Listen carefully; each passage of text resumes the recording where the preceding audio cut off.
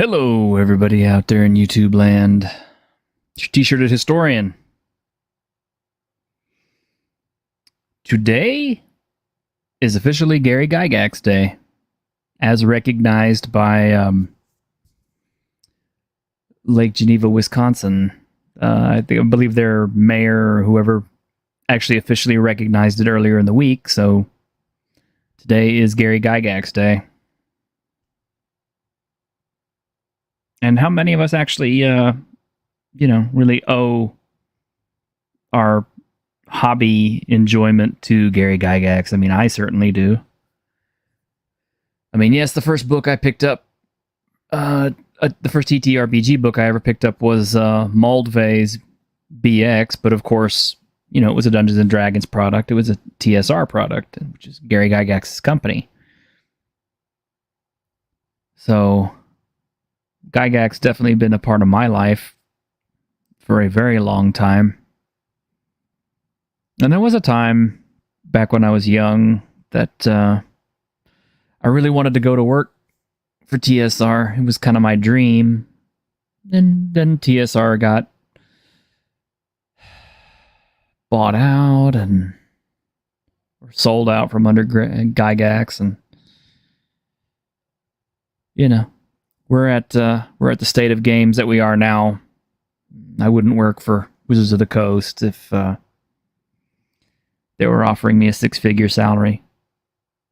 Actually, I'm lying. If they offered me a six-figure salary, I'd probably work for the devil himself for six figures. Let's face it, I got bills to pay. But you look back at Gygax's other games, because, a lot of people don't realize he did a lot of other stuff besides Dungeons & Dragons, because he did Cyborg Commando, which I still have a copy of around here somewhere. He did Dangerous Journeys. And, those games never really caught on the way D&D did. I mean, it's just that lightning in a bottle, that magical confluence that only happens once in your lifetime. And I guess it just never comes back. We've seen it happen with a lot of game designers. I mean, I'm not... I don't want people to think I'm casting any doubts on Mark Reinhagen or his ability. I know he's got a new game coming up, and certainly I want him to succeed, and I want him to reach the same level of status and acclaim that he had back when he created Vampire.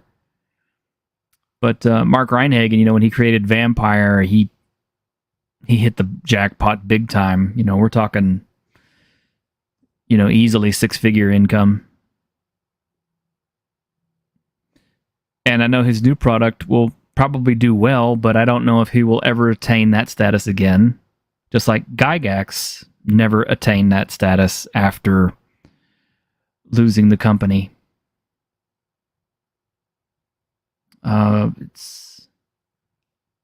It's always pretty sad to see how things turned out for him. He was basically suffering from, I believe, cancer or something, and couldn't afford the hospital treatments and things, so he kind of stayed home, and basically he died on his couch, just kind of broke and leaving his wife with a lot of bills and a lot of debt. That's a sad state of things. Game creators in general don't really have tons and tons of money. I mean, the few who do, they're lucky. I don't know how much Richard Garfield currently has, but it's got to be a pretty good amount. I imagine he'll probably keep it unless he squanders it somehow. I mean, his big thing was Magic the Gathering, of course.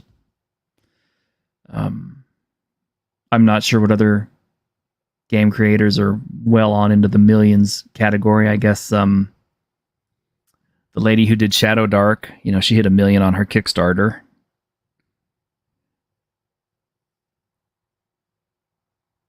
But it's just, the game market is so saturated, and we have so many choices, and there's so much competition.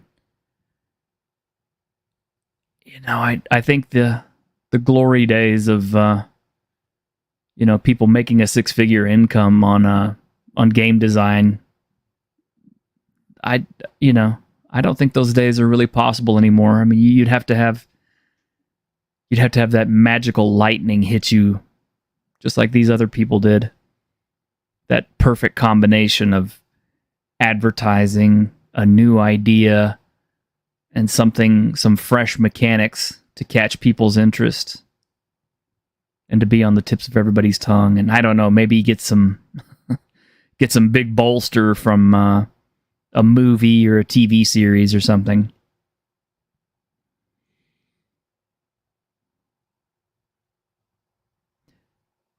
But there probably wouldn't have been a Vampire the Masquerade or a Shadow Dark or even a Rune Quest or a Traveler or any of these other things if it hadn't been for, Gygax and Arneson. So these are guys who they earn their place.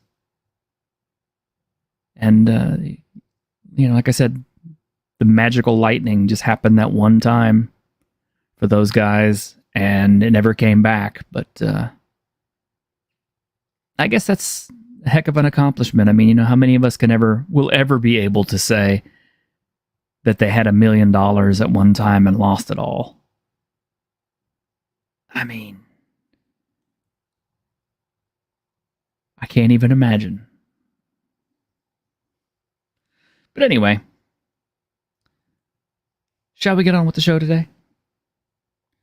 I seem to be bereft of panelists today. I don't know where everybody is, but I do have my associate, Mr. Grim Jim. I'm like super gonorrhea. You just can't get rid of me. Munchkin. Only technically I never got the money for that. But that was lightning in a bottle, multi-million-dollar thing. Steve Jackson is another one of those guys who, I don't know what his net worth is right now, but the fact that he's been able to get steady work all these years with his studio. Mm. Yeah, Settlers of Catan, Ticket to Ride, Dominion. Those are all big names that have even gone past the role-playing game shelves. Because I remember when Catan was only in role-playing games, and now they're sold at Walmarts. Yeah. The whole Eurogames thing taking off. Oh, Ironcaster's on the road home. Okay, so I guess he'll join us when he can. But the thing to watch at the moment, I think, is those Jabensha games. See if they take off in the West. There could be some big money there. Yeah, that might be neat. But, okay, we don't have Ironcaster, our favorite Ginger, on, so I have as a substitute Ginger, I have Patty. Hello! Patty's Bros Games. Not this fucker again. Yeah. Certified, as a matter of fact. 3 times champion. Yes. We have our substitute Ginger, so we're good. Yeah, we went to the usual Disney casting directors, and they fixed their dyslexia this time. Could you imagine? No, what happened? Oh, the classic blunder of moving the G and the N and all that. Oh. I could go put on some blackface right now if you wanted me to. T-shirt. No, please. Find some. It's all right. We'll just. I've got some Pro Acryl right here. I can take care of this for you. I've got some of that too, right here. Yeah. Oh wait. Oh. Yeah. Oh, nice. Same stuff. Yeah. I love Pro Acryl. It's like it's my favorite paint. Yeah. Dude, I'm such a such a fanboy of the contrast paints, but as far as like primers and other stuff goes, yeah, I love the Pro Equal stuff. Yeah, I was actually in Jason Craze's audience way back when he first started introducing it, and in fact, I still have a bottle of his original titanium white that he used to sell. Oh, nice. Yeah. Yeah, they used to go to Wargamer Girls Valhalla in the fall, but she didn't do it this year because this economy is so wonderful. She thought she'd take a vacation instead. Yeah, no kidding. Well, we're definitely not people who are going to hit millions of dollars on our gaming stuff. So. Not with that attitude. I am drawing women for Black Lodge Games, the Shucked Oyster.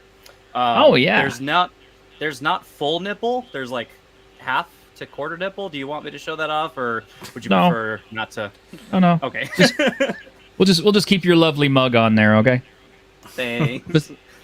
Besides, we've got some funny stuff to show off, and here's some inspiration for you as you draw your women. So, no. So this is this special lady. Kind of hard to tell, isn't it?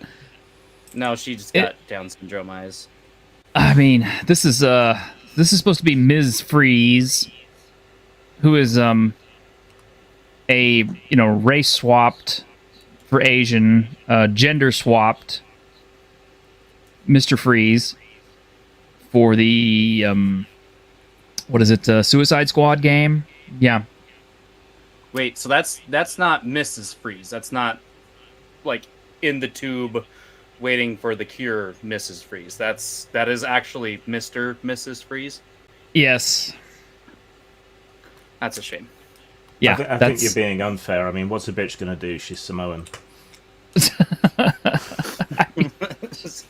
Gone from the hottest climate, tropical climate, into a frozen suit forever.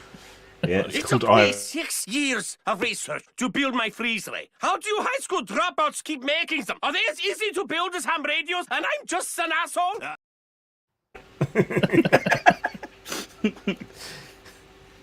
Yep. Well, anyway, they expect you to pay for this. Or if you don't like that particular look, you can get this one. This is really good right here.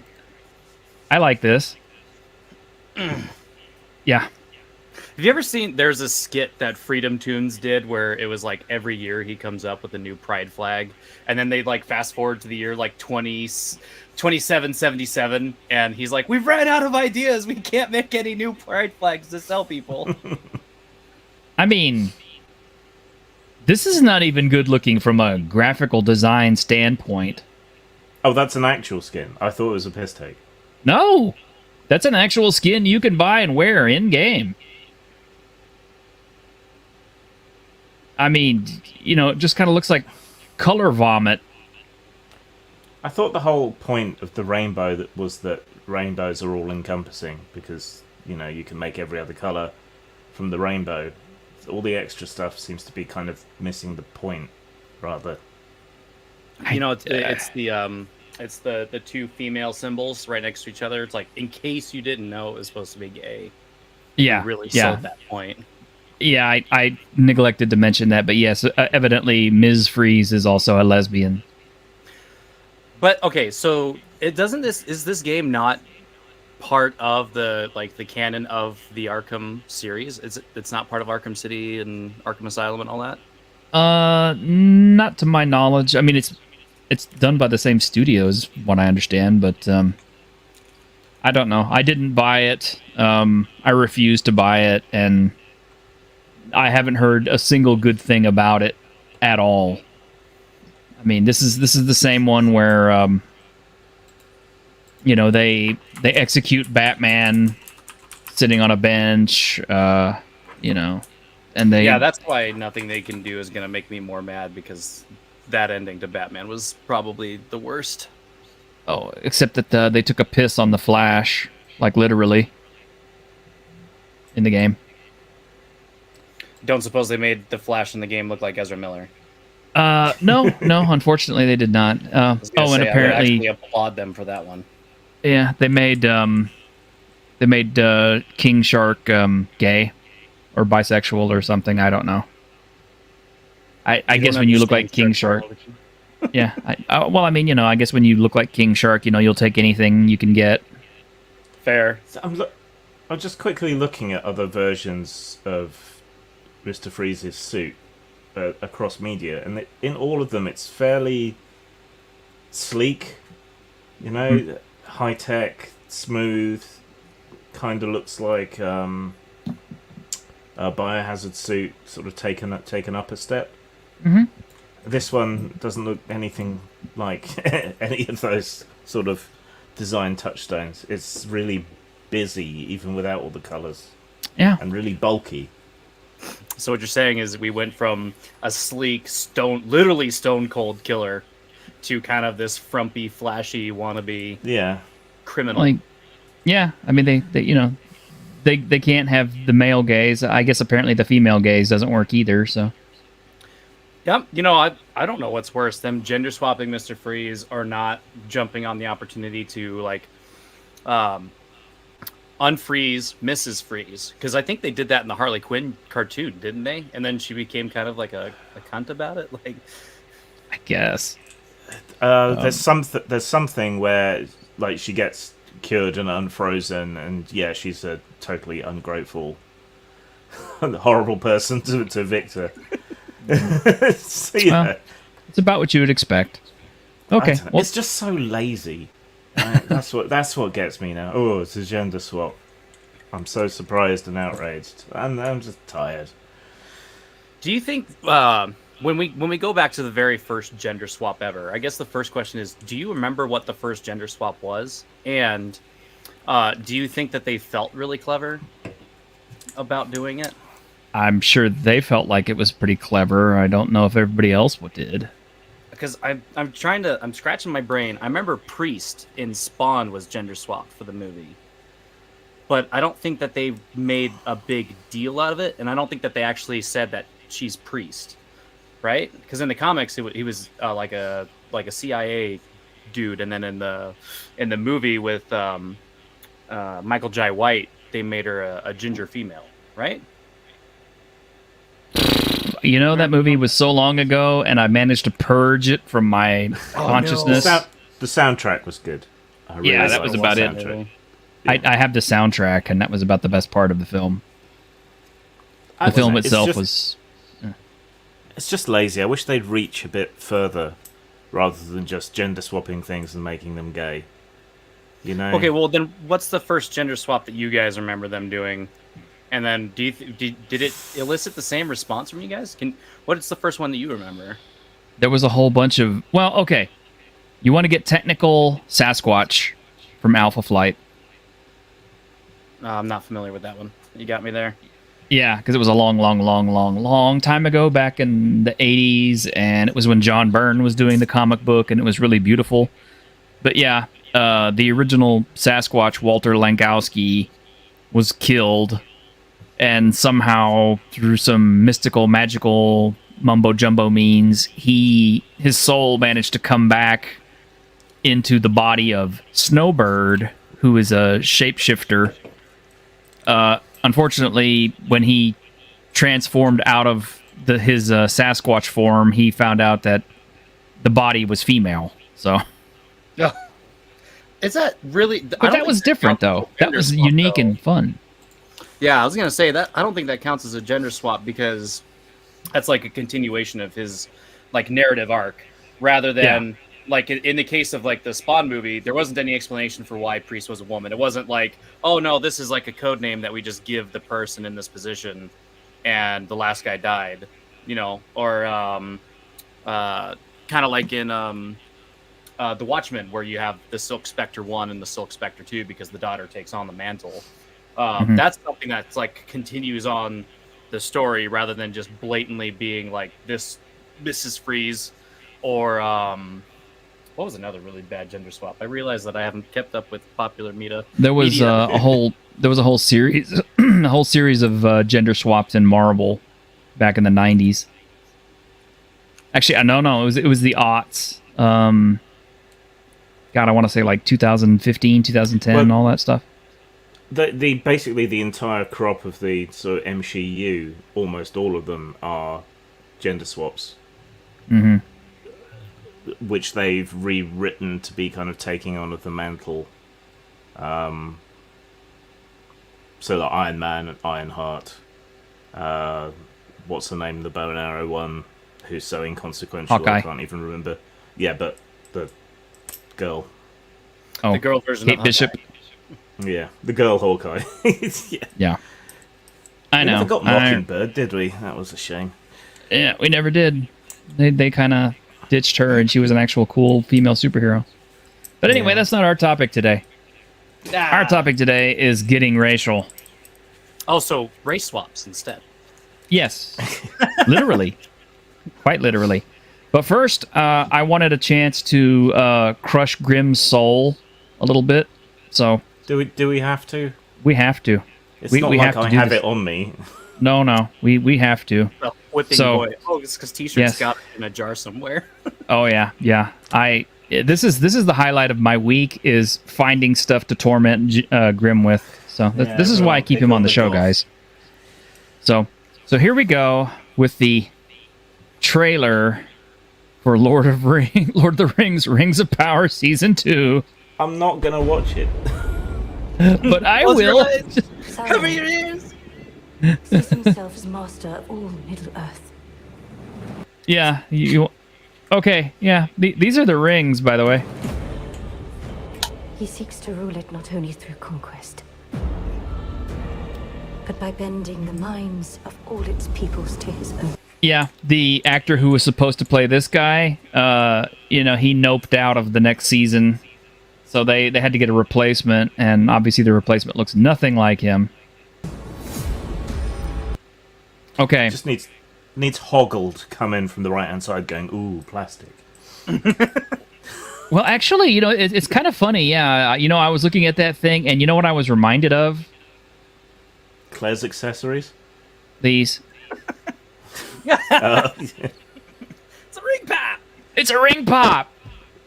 It is. I mean, look at it. It's Just like that, all the '90s commercials came flowing back. yes. And for that he needs not armies. That's Elrond. Yes, ring pops of power.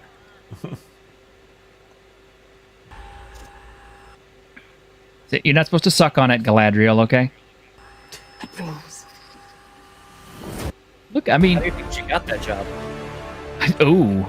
in choosing to wear those rings.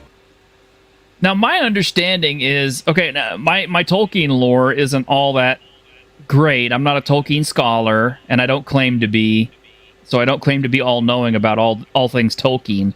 But my understanding is when the elves got the 3 rings, they recognized that Sauron was evil and that the rings were evil, so they hid those things. Yeah? I'm not as Or- up as I would like to be, but probably. Yeah. You have all become his collaborators. You have only become his collaborators. Motherfucker, Galadriel helped make them knowing exactly who he was. I don't remember the I know show you that believe well. this ring is Well, yeah, that's the show. That's the show's explanation. deceiving me. But I believe it is guiding me. All this may be by his design. Okay, so yeah, you realize that that he is who he is and who he's supposed to be guiding you to this evil stuff, and yet you're still going into it. These rings may be how he attains power. They must be destroyed. We will discuss the rings once you have answered the question. Who is this man? He is no man. Oh yeah, let's ape the line from the movie. Nice. He is no man. He is on the spectrum. Oh And you yeah, should and here's the respect that. Avengers. Here's the Avengers steal moment right here. It's like stolen straight out of the Avengers. He deceived me. He is Sauron. What am I to call you? This is supposed to be an elf. You know, every description I've ever seen of elves are that they're timeless, ageless, lithe, graceful, super tall, good-looking, all this stuff. This man is none of those things. Look at Grimm's already hitting the bottle. A sharer of gifts. A sharer of gifts. So it's supposed to be Sauron, the Lord of Gifts. It's Father Christmas. Yeah. Father Christmas in Middle What Earth. is this? A C.S. Lewis book? The elves did not use the rings until the one ring was lost by Sauron. Yeah, there you go. Yeah. Gandalf doesn't get Narya until like the late third age. How many hobbits have you eaten this year, little goblin? Here, have a sword. Yeah, the sign of an old elf was a long wispy beard. Well, I guess in this case, making him look like a, aging drag queen was the best they could do. So the aged elves are all kung fu masters, we now know. Yeah, basically. Our work begins now. Okay, so... this is just stupid. I don't even have words for it, it's so bad. I have walked across mountains and deserts. I Oh, guess looks like those they are... finally upped their costume game with those masks. Those are kind of cool. I mean, not really. They look like the cheap steampunk crap that I could go buy over at the down-to-earth store in the mall. Are they, Affordable.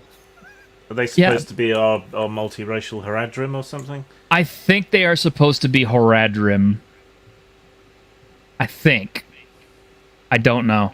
But, judging from the clothing and the terrain, yeah, I'm going to go ahead and say they're probably the Horadrim. So, I mean, we're going to see the other wizards? To help my friend find his destiny. Well, as a matter of fact... One the fate of the world may depend on. Is it my task to stop the fire? Is it my task to face Sauron? It's Tom Bombadil, and I guess that's supposed to be Saruman there. I don't know. Or no, wait, that's the king, I think, of what is it? The nation that was sunk. Oh yeah. Looks a bit What We Do in the Shadows, though. Yeah, it does. He's got some bushes to trim. Might lead to Yeah, there's Durin's Doom, a whole I don't know how many ages before he was actually supposed to appear. Well, Just there were because- other Balrogs. Well, I think this one is Durin's Doom specifically because they The one hinted. Okay, I wondered if it was the one that burnt the tree or something. No, well, they hinted last season that Durin, that they were digging to get to the Mithril, and that Durin's Doom was down there.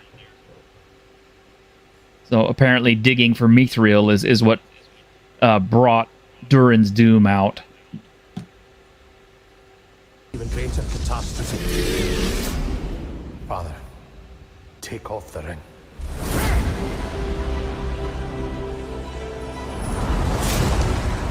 I'm afraid, Durin. Every soul in Middle Earth is in peril. Yeah, could we please just finish and drown her? Because I mean, her character's terrible. Yeah, I know. Durin's Doom doesn't appear in Moria until like 1900 or so. Like I said, he's about like 2 ages early, I think. No wonder he's grumpy. Yeah. You woke me up early. Well, how are they going to set up for the remakes and the retcons if they don't jack up the Rings of Power? There you go. I mean, they are trying to get 5 seasons out of this after all, so they're committed to that. Oh, look, there's Tom Bombadil with his Cornish accent.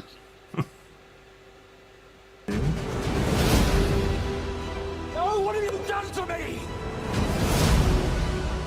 Leave Sauron to me. Promise me, Elrond. You will not. It's like they're basically showing you all the best parts of the series right here with the fights, and That doesn't bode well for the rest of it. no, it doesn't. Thanks for saving us the time. Yeah, Tom Bombadil. Does he look anything like he's supposed to in the books? No. Well, in he's fact, got a beard. oh, okay, yeah, he's got a beard. Blue And he's a shirt. dude. They got that right, surprisingly. Yeah. I know that one's a hard decision to make. He doesn't Him look having very a beard? jolly, though. No, he actually kind of looks like, Discount Gandalf or possibly what's his name, the Brown, Radagast? Radagast the Brown, yeah. But it's supposed to be a Tom merry Bombadil. fellow. Yeah, well, he doesn't look They very show his merry in wife. this series. Yeah, They make his wife like super frumpy and hates him. yeah, and yes, it's the Ent Wives. That's an Ent wife. There you go. I'll tell you what, she's not giving me any wood. And waifu just dropped. Ent waifu. I'm working on it right now. I need your axe, old friend. Oh, you have my axe. Look at they just keep repeating lines from the movies. They're just reversing them. That's their what makes me cleverness. upset. They work so hard to shuck us off, guys like us, and then they're gonna use all of this dropping of the member berries, just like with the DMG and the Monster Manual covers. They work so hard to kick us the hell out of the room, so that way we could stop questioning and criticizing them. And then when they lost our money, they're doing all of this member berry stuff to try to bring us back. Because they realize we're the ones who spend the money on it. It's revisionism. Yes, it is. Fight with me. Oh, Shelob. Yeah. Isn't it Ungoliant still around at this point? Oh, yeah. Yeah, I think it is. It's Shelob or it's Ungoliant. Yeah. Ungoliant's like big enough to blot out the stars, though, so I don't really see them representing that in. Well, that's why I think it's. That's why I think it's just Shelob. Well, Ungoliant's brood.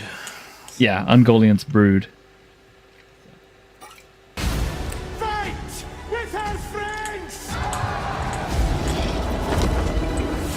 When the darkness falls.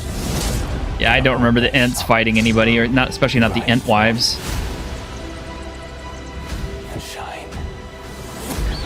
Yes, they had to bring the Eagles because everybody remembers them from the films, right? I remember.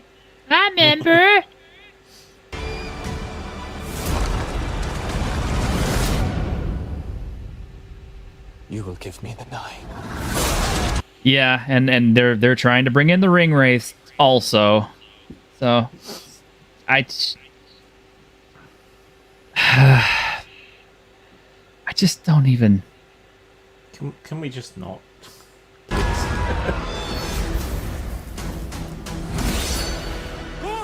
Hold up me!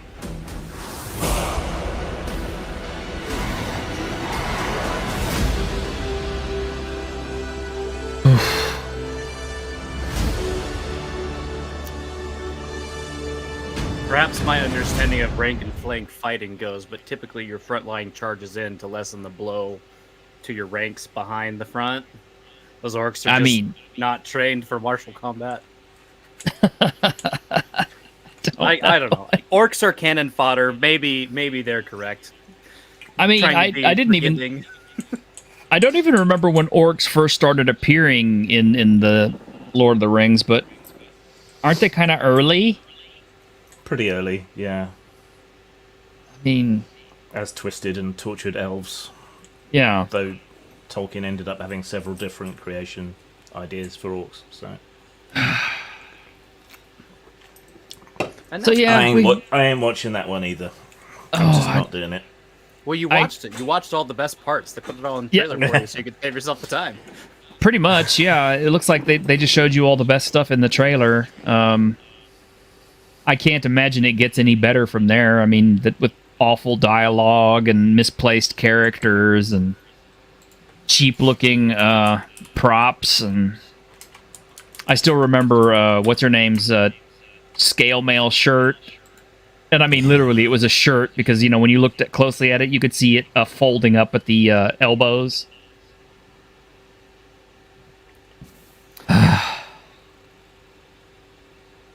So anyway. trying to be generous with the steampunk masks, but that's all you're gonna get from me. I'm kind of a slut for steampunk.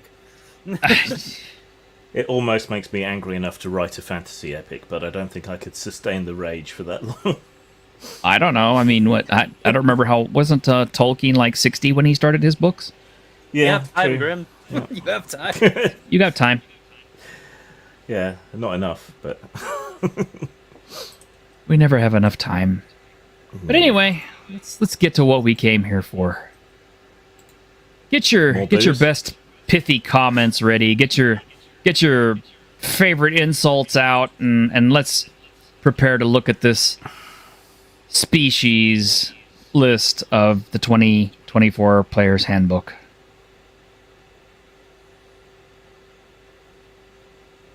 So yeah, we took a look at the what's new on Tuesday and made fun of that, and actually figured out that all the characters are actually all the races are really powerful now.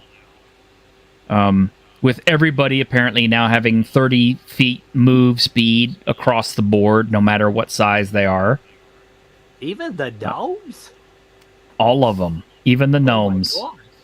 well, the gnomes all have steam-powered wheelchairs. I'm a barbarian. And every single race gets a special ability or a spell casting ability, except the humans, of course. Who get screwed? Well, yeah, they gain heroic inspiration, which is the 2024 version of inspiration. When they finish a long rest, they get proficiency in one skill of their choice and an origin feat of their choice in addition to the one gained at character creation. So they get 2 feats. What about the you're origin? allowed to?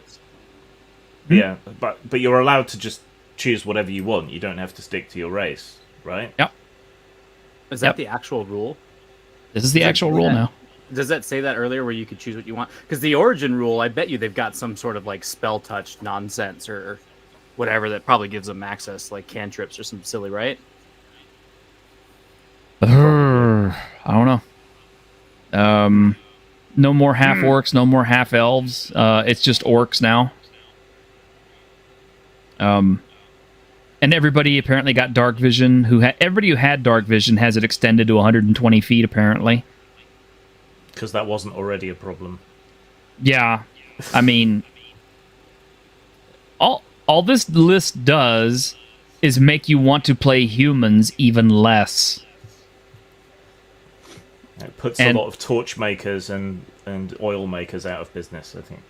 Yeah, and the silly thing, and I noticed this from the beginning, I thought this was really weird, that they just now added Aasimar as a species, but they had tieflings in it already. It's kind of like, why didn't you have both? You should have had both. Well, because angels aren't down to fuck as much as demons are, so... Oh, is that what it is? It makes perfect sense. Okay, and tieflings get spell-like abilities and everything, so they're basically just like the elves, except they have more cool stuff. And handlebars. Yeah, and handlebars, yeah. So, I don't know. Why didn't they make centaurs a playable race? I don't know. Well, let's take a look. We've got here's the new species. We haven't got to this yet, so we're getting into new territory right here.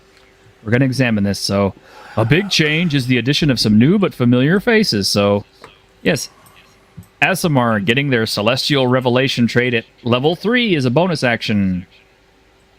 Updated boost to the power for the new core rules. Aasimar no longer has to pick which option of this trait you want to take. Instead, you choose which option you want to take when you activate it. Wait a minute, what? Did I read this correctly? Okay. It says, an updated boost to this power for the new core rules is that Aasimar no longer has to pick which option of this trait you want to take when you unlock it. Instead, you choose which option you take whenever you activate it. So they have a power that can basically do whatever you want to, or within the confines of that power, rather than having to choose a particular path. I guess that scans. During the course of any of these playtest materials, did they? Oh, I think I'm cutting out. No, I can hear you. was gonna say during the course of any of these playtest materials, did they ever talk about player power creep and how they're supposed No. to help DMs deal with players that can just do whatever they want whenever they want? No, everything I'm reading in this shows me that DMs are even less in charge of their game than they were. So, Celestial Revelation, what it used to give you under 5e was you could give yourself a Necrotic Shroud. Inner Radiance or Heavenly Wings. Radiant Consumption, it says here, and Radiant Soul. So, yeah, wings, turn yourself into a beacon and cause radiant damage to creatures around you, or be big and scary and do extra necrotic damage, is what it used to be. So, and you would have to pick one once you hit the level. Now you can just choose whenever you activate it, which seems silly to me. But Yeah, the Goliath now gets to figure out which giant they descend from, which to me is overpowered because of the simple fact that why would you never take a fire giant? Because not only do you get an additional d10 of fire damage on an attack roll, but they can also reduce fire damage, which is a common damage source. so I guess Storm Giants will do electrical damage and absorb electrical. So really what you've got there is just another version of the Dragonborn. Except But that with- Goliaths move faster. Yeah, But they can't fly. Have the chonky boy trait. Yeah, they have the chunky boy. Do the Dragonborn get wings this time? Yeah, sort of. Well, okay, let me... Do I need to go through the species list? You don't have to go all the way through for me, but But yeah, at Draconic Spectral Flight wings. at level 5, the Dragonborn can sprout spectral wings that appear similar to the breath weapon, and they gain fly speed for up to 10 minutes once per long rest. go gadget dragon wings. Yep. So at level 5, your Dragonborn start breaking the game. They can also choose what shape the breath weapon is every time they shoot it, so it's either a 15-foot cone or a 30-foot line. Or a pretzel. Yeah, I would make mine a penis shape whenever I shot it. Damn it. No, if you don't make it in the double female symbol, then you're a bigot. Oh, okay. I'm sorry. So you're a blue dragon with a snowball breath weapon. Is what you're saying. But the breath weapon does so little damage anyway, because the damage scales from 1 die 10 up to 4 die 10 at level 17. I mean, 4 die 10 at level 17 is kind of like nothing. Better than your hand weapon. Yeah, it is better than your hand weapon if you're a fighter type, but still.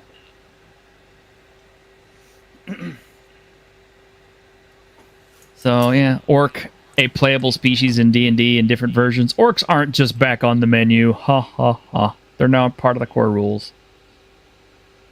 Orcs build from the Adrenaline Rush, which allows you to gain dash and gain temporary hit points, and you regain uses of this trait after completing a short rest.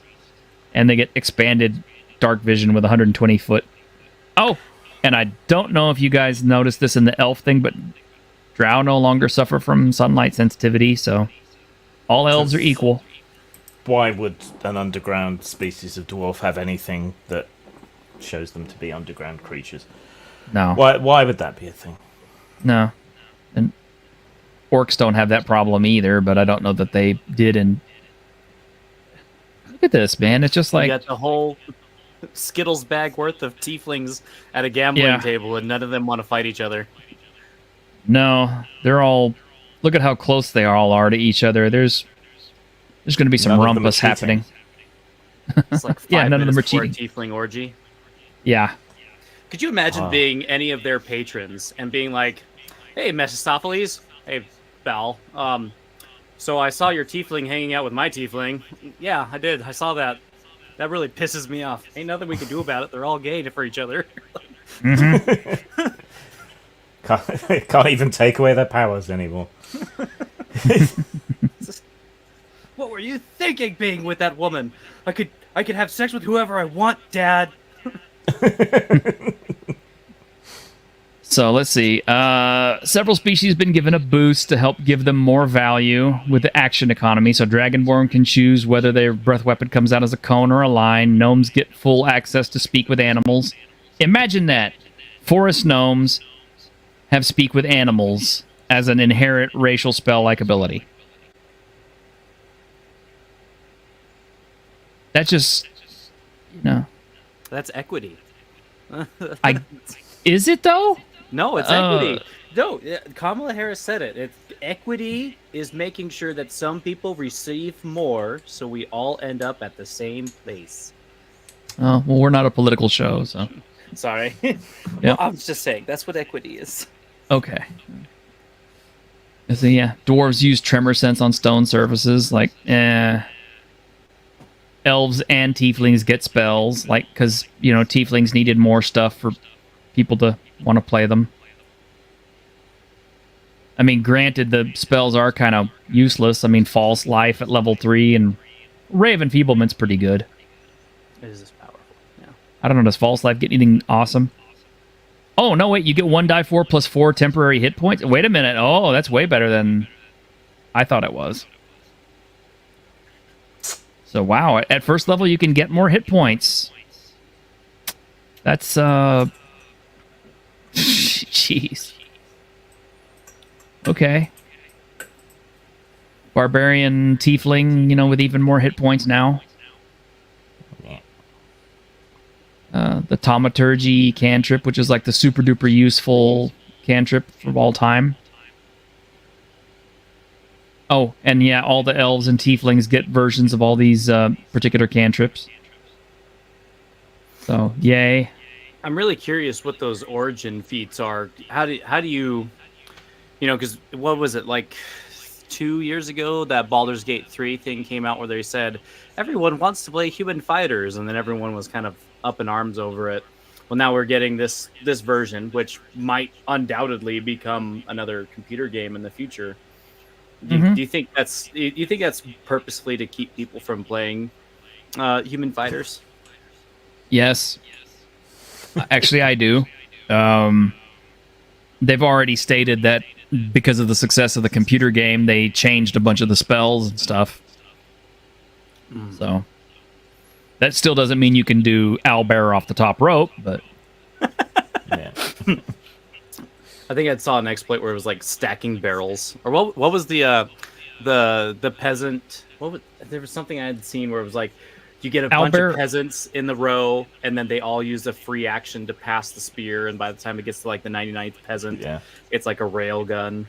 yeah, peasant railgun. Yes, I remember that. Yeah, each species was shaped with an eye towards fantasy. Yeah, okay. Like the one eye towards fantasy, I guess. or the brown eye you- towards fantasy. Let's see, your ability score adjustments are no longer tied to the species. We already knew that. Because a Goliath should be just as strong as a gnome and vice versa, clearly. Yeah, absolutely. I bet You're- the you're- monsters have different levels of stats, though. That I reflect bet they their do. differences. Oh, yeah. I bet you a pixie doesn't have the same strength as a dragon. It Well, doesn't I matter, mean- Grim. The NPC or the bad guy is going to be on the table until I think there's a climax, and then it dies. So that way the heroes were never truly in.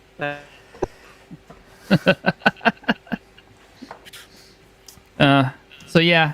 So now all your ability score adjustments are tied to your background, similar to your proficiency in certain skills, which makes backgrounds more important to character creation. So, hey, guess what? Background is now going to be a meta over race, or additionally with race.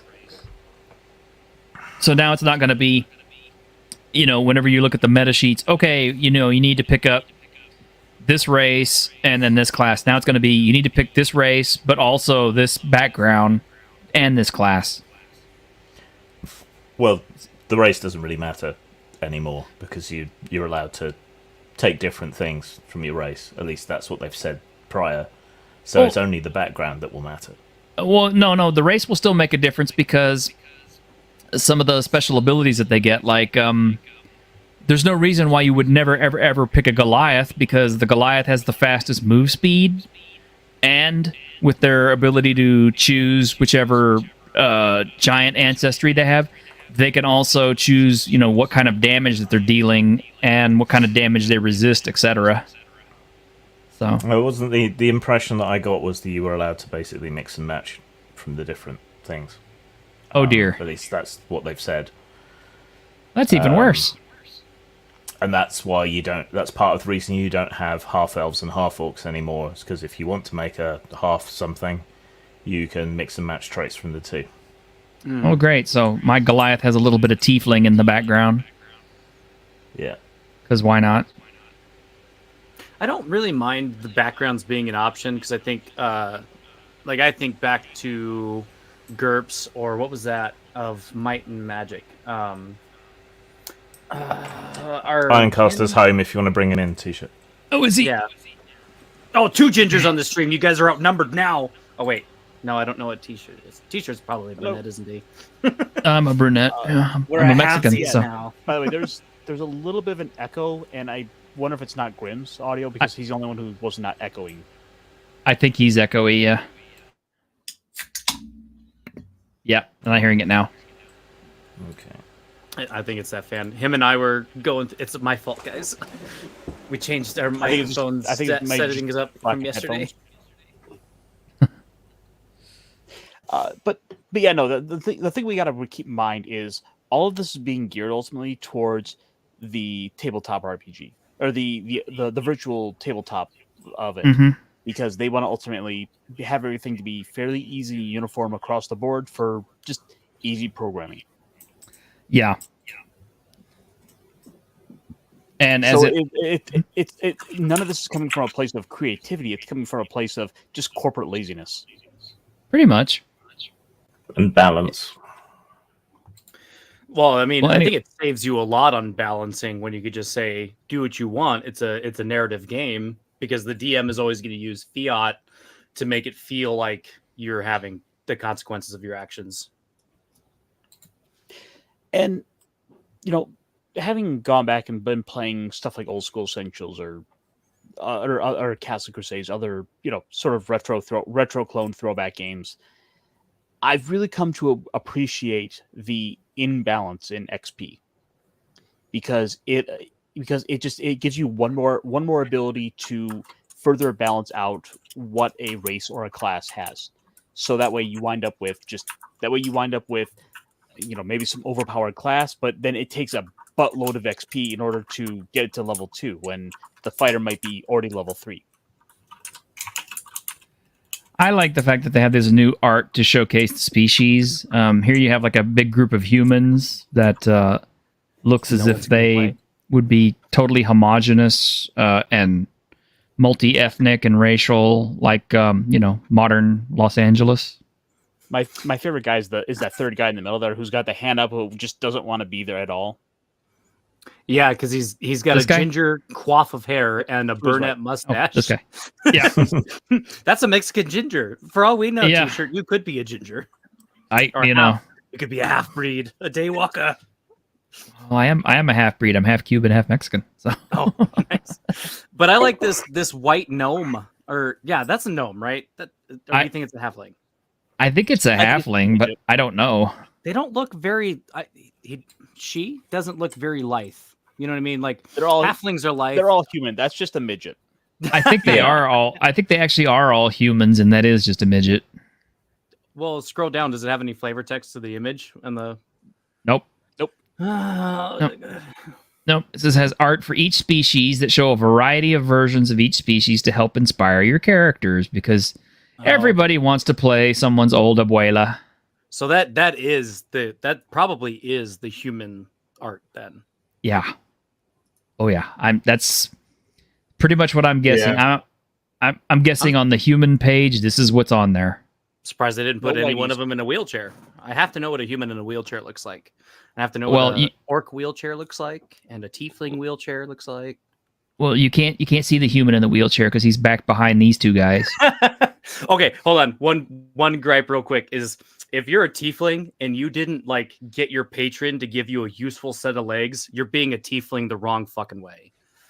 Probably.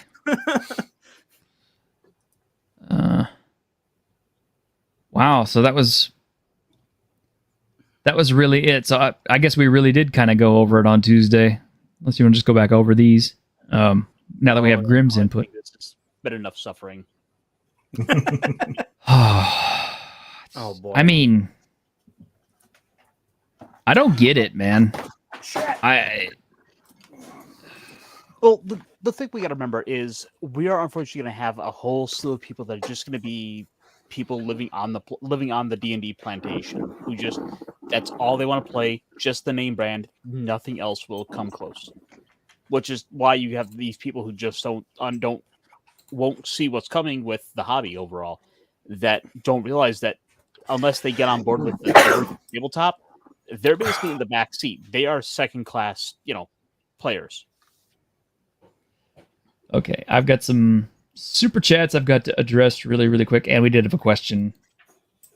So Mercurius for Australian $2 says, everyone gets prizes. Yay!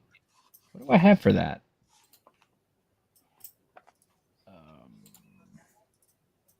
Oh, this kind of works.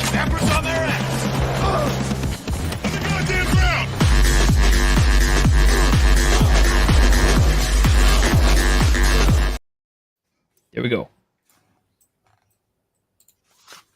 And also, Mercurius for 5 Australians says size doesn't matter. Yes, the D&D 2024 design philosophy. Emotional damage. And again, it's I think a lot of the reason for why they're doing this, and it seems to be largely the way they're going, is because it all has to fit uniformly within the virtual tabletop. Because our programming only allows one thing to exist, so everything else has to be that way. I guess, I don't know. Just a passerby had a question for Grim. So someone on YouTube said that humanity in Vampire the Masquerade was always an afterthought. He started with VTM in 1996 and thought it was always an integral part of the game. Because it is. Yeah, it was always an integral part of the game. In the first edition softback, there was a little story in the right-hand corner of the pages as you went through the book, as a kind of example of the sort of stories that you could play in Vampire. And that was about a guy being embraced by his sire, turning on his sire, destroying his sire, and as a result, returning to humanity. So that was always there. It was never an afterthought.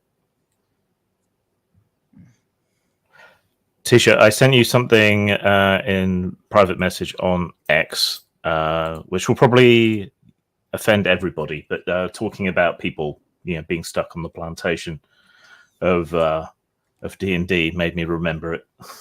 I'm happy. Oh dear. I'm happy to help spark the thought. Let's see. Let's post that up. Let's see if you can manage to offend me, which It will. I'm fairly sure it will particularly offend you. Okay, Ironcaster, then you get to read this. This take isn't it. People who invested blood, sweat, and tears into this system and asking them blithely to pack up and leave the same kind of callous thinking that in other situations got us the Trail of Tears. Wow. They'll be fine on this other land, and we want this one. This is more than anything exemplifies why D&D is the marvel of tabletop. It seeks to create the same consumerist brand as identity relationship, so people who you gently suggest you try another game is tantamount to genocide. Wow. Okay, that's a hell of a take. Yeah. How do you like that one? To play another game is the Trail of Tears. Emotional damage. Oh no. Oh. Yeah. Okay, so telling someone else to play another game. I get it. You're boring. You only want to play one role-playing game. Like, you mean to tell me like you just want to don't get me wrong, like I want to use bad dwarven accents and be in a fantasy setting and pretend to swing swords around, but sometimes I want to have a giant mech. Sometimes I want to do something that isn't Dungeons and Dragons. If Of course. telling people to leave Dungeons and Dragons is the Trail of Tears, then Pathfinder is like Mount Rushmore. To some It's a totally reasonable take. No. Pathfinder is Rome. Just nick everything from the Greeks and say it's yours. There you go. Oh, Shadow Dark is Mount Rushmore. Sorry. I actually like Shadow Dark, but I mean, oh man, it took every fiber of my being to wait for a moment to just stick that spirit. Like, I was like, interrupt. You gotta make this joke land. well, I mean, it's not like we don't know anybody who takes OSR stuff and remakes it as actual as actual historical fantasy reality. Oh, historic. Yeah. By the way, did I mention that a long time ago, the Paddy clan of the Years of Yours was also the great savior of the Irish people from long ago? Oh no, really? That is what was that? The baptism of fire joke. Sorry. Oh. Baptism of fire joke. That's a book I have not picked up yet, but I did get to listen to Nick Beardia and Guard Bro talking about it. Hey, yeah, that's a nice race you got there. Would you like a +1?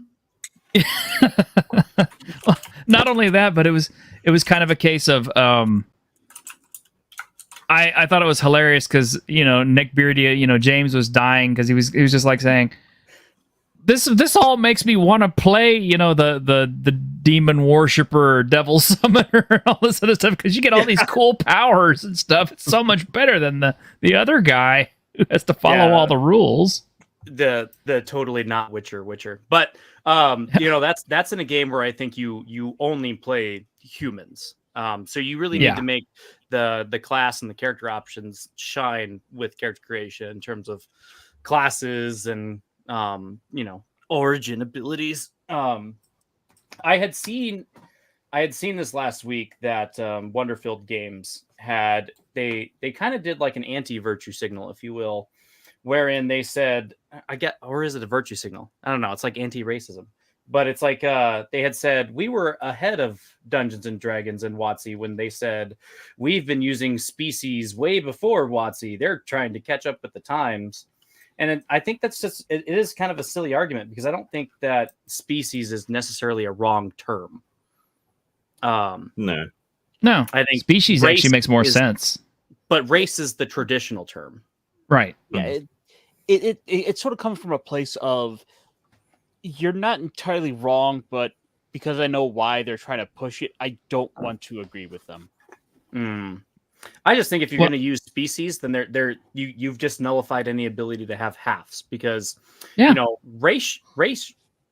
racial intermixing makes sense. That's how you get halves. That's why you have like half Cuban, half Mexican, or whatever. Right.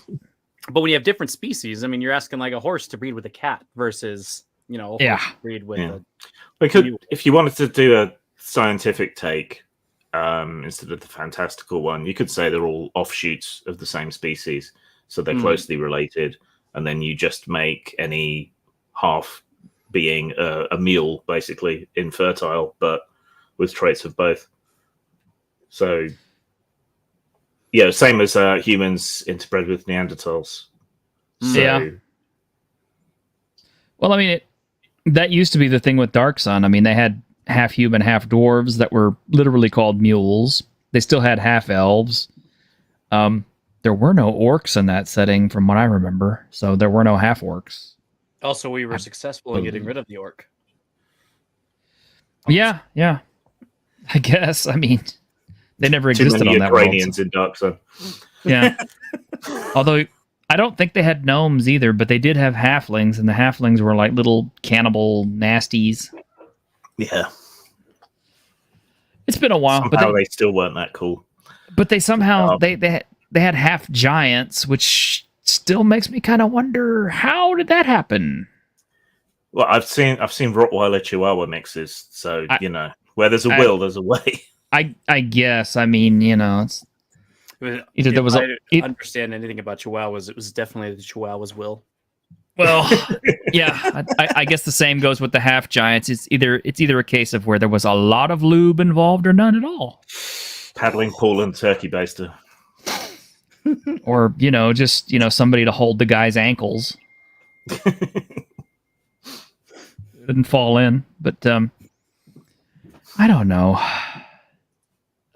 My stream's going to get demonetized for all this now. I'm sorry. No, it'll be fun. Yeah. Long as we use euphemisms. But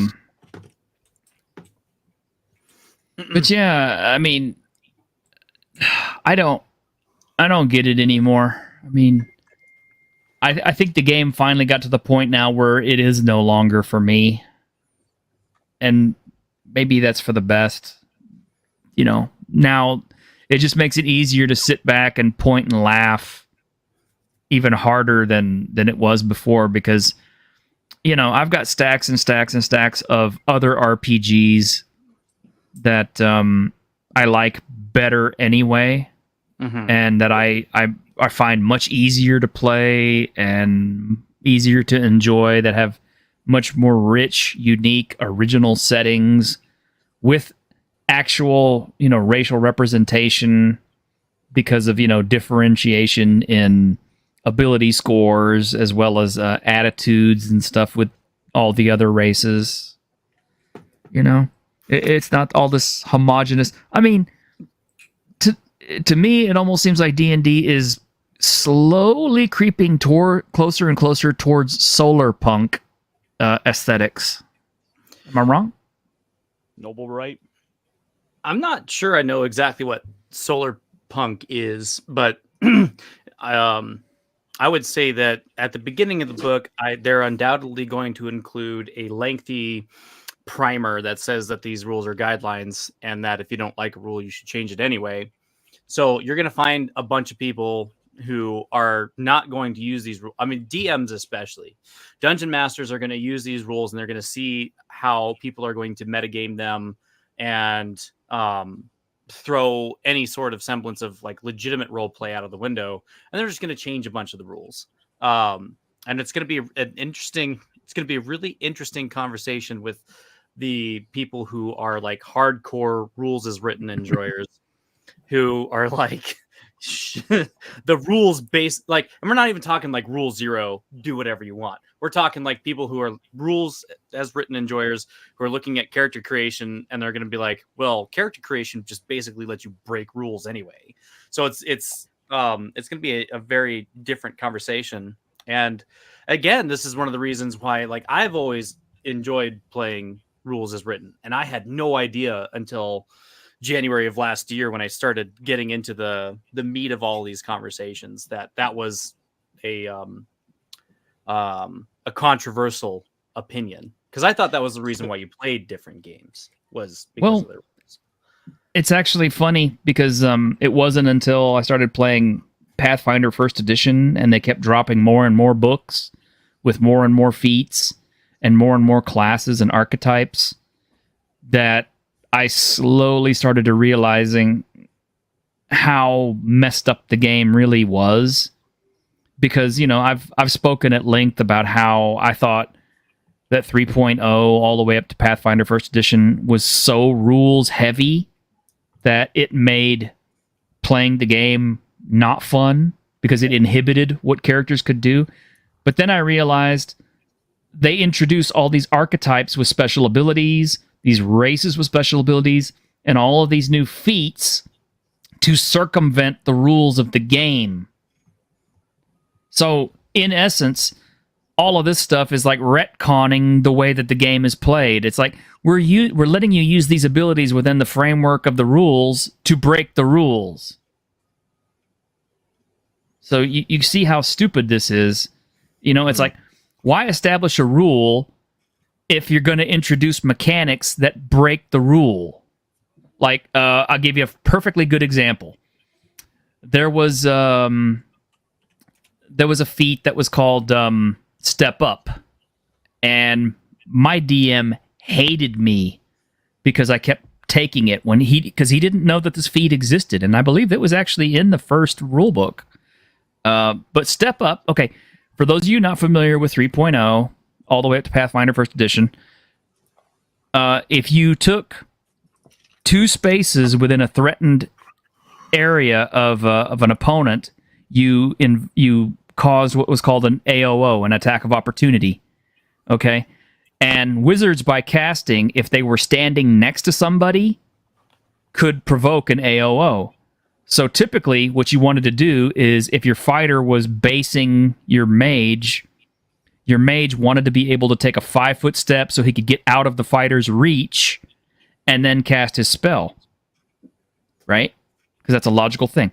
Well, Step Up is a feat that allows you to step up to your opponent if they move away from you. So what would happen is the wizard would take his 5-foot step, and I would immediately invoke, okay, Step Up feat. I'm standing up right next to him, so I'm still threatening him.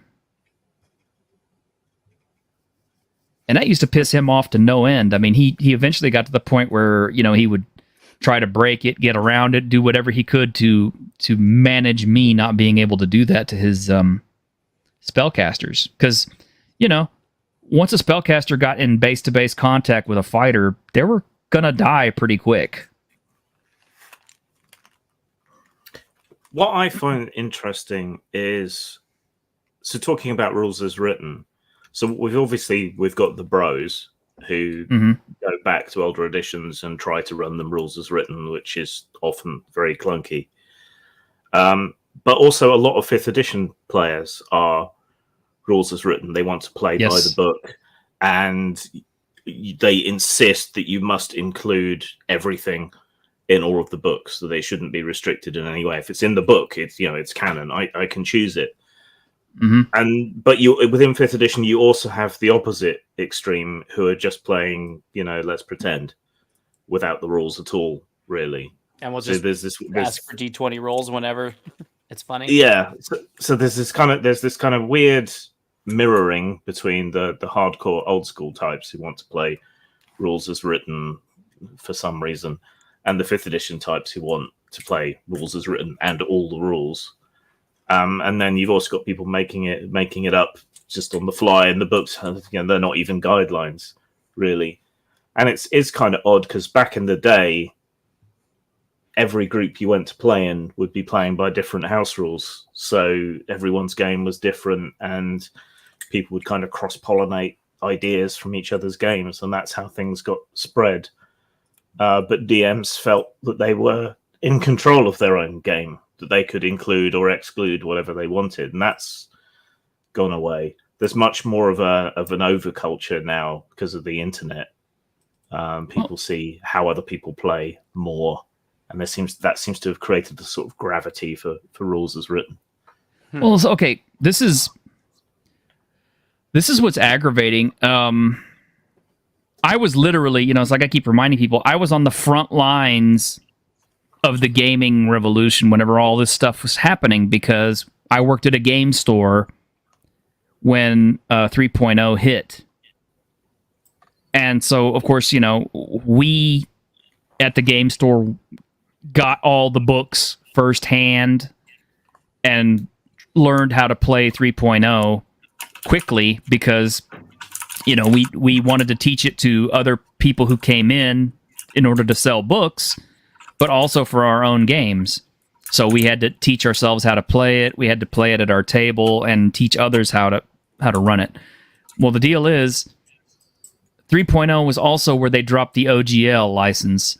So not only were you getting core books from 3.0, but you also had a just flood of third-party supplements dropping every single week. We would get new shipments, sometimes 2 times a week, of brand new supplements released by third parties. Green Ronin, Mongoose, whoever you can think of. A lot of companies that don't even exist anymore. And I've got tons and tons of these books on my shelf because, I worked in the game store. So, of course, I saw all these feats, races, classes and everything else all firsthand. And of course, the first thing you want to do is, okay, we're playing rules as written 3.0 because, we want to learn the game and get good at it. But, I just spent $25 on this brand new rule book, that introduces this new class and this new race and these new feats, and I want to use it in my game. So, of course, the GM started permitting us to do all that because, we were spending our money on that stuff. Plus, we wanted to see how the stuff played because we had to be able to recommend it to people, People coming in, asking us, like, well, I like to play elves. Oh, well, you should pick up this book, The Guide to Elves or whatever, right? But that was the culture, and we got to see it firsthand. People were still trying to play rules as written, but you're introducing so much new stuff so quickly that the rules are being broken down at a faster rate than you can really use them. Well, you also had with that as well. The internet was in a way a much more niche place, to where you have these special forums that it's just people only talk about tabletop games, where it's like the most diehard of diehards are all congregating in these places to all autistically break down and get into the rules on these things. That's where we get some of the silly ideas like the peasant railgun. Yeah.